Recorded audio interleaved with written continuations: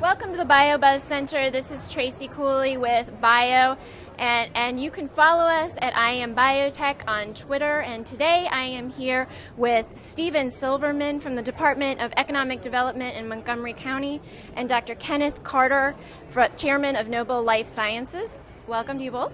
Great to see you. So we know that the state of Maryland is a major biotech hub. The Montgomery County has undertaken a number of initiatives for the life sciences in the last few years. Tell us a little bit more about economic development for the biosciences in Maryland. Thanks very much, Tracy. Montgomery County, Maryland, the state of Maryland have been very aggressive, particularly in the last few years, to support entrepreneurship and the innovation economy. Montgomery County has the first local biotech investor tax credit in the country.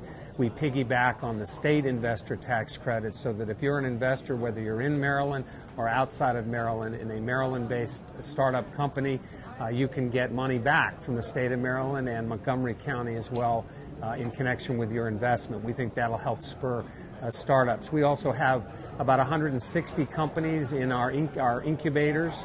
We've got 5 of them, about 60,000 square feet, where we're always looking to rotate companies in and out to support those startup efforts that are there.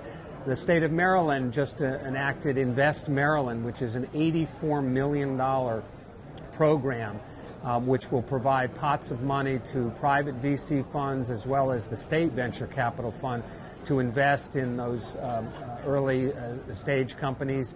And we just passed an initiative at the state level for another $5 million in partnership with our colleges and university for the really early stage investments that are necessary. We sort of have the spaghetti approach to economic development, which is we're going to throw a lot of spaghetti up on the wall and hopefully some of it will stick. As I like to say, even MedImmune didn't start out as MedImmune. It was just a few guys coming out of NIH, and we like to think that people like Ken Carter will be moving in that direction.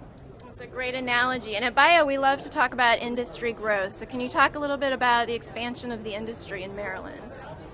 I'll let Ken do the talking. He's from the private sector.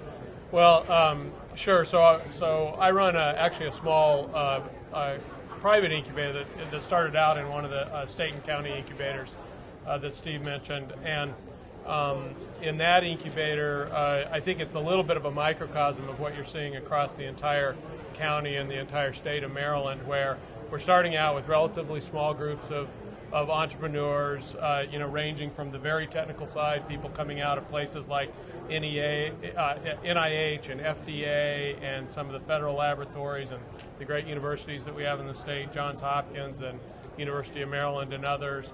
And then we craft around them in a little bit more controlled way. We're not quite in the spaghetti mode that the state and the county are in. We're a little bit more controlled about what the sauce is and how you put the meal together, and then try to grow those companies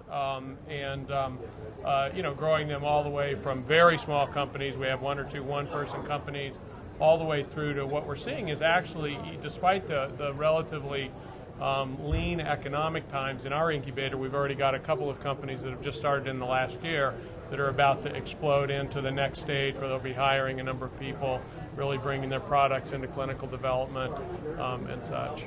It's a wonderful story. So you also have a very impressive pavilion down on the Bio exhibition right now. Can you tell us a little bit about what this event means for you and the activities that you have this week? Well, it's a great opportunity for us to showcase Maryland, Montgomery County in particular, setting up partnering meetings, particularly with big pharma. The reality in the industry is that the big pharmaceutical companies are not doing and will not be doing the R&D they've done in the past. They've cut back. What they're looking to do is create partnership opportunities with smaller companies, and that's what we're trying to encourage. So we have meetings with them. We try to encourage the linkages that are there. The other rollout that we've had is with something called BHI, Biohealth Innovation, which is a regional public-private partnership with us in the business community in Montgomery County and in Baltimore, as well as Johns Hopkins University, the University System of Maryland, and some of the major companies that we have, like QIAGEN and MedImmune, United Therapeutics, Human Genome Sciences. It is a public-private partnership which basically will end up linking companies together, put together an angel fund, of our own and look at federal grant dollars to basically advance life sciences in the Baltimore, Washington area. We think there's just a huge upside with the right focus and the right attention, and we in the state of Maryland intend to do that. Montgomery County, Maryland is the place to be for life sciences. Wonderful. Well, thank you for joining us, Steve, Ken. We hope you enjoy the rest of the conference. Great. Thank and you. for the BioBuzz Center, this is Tracy Cooley.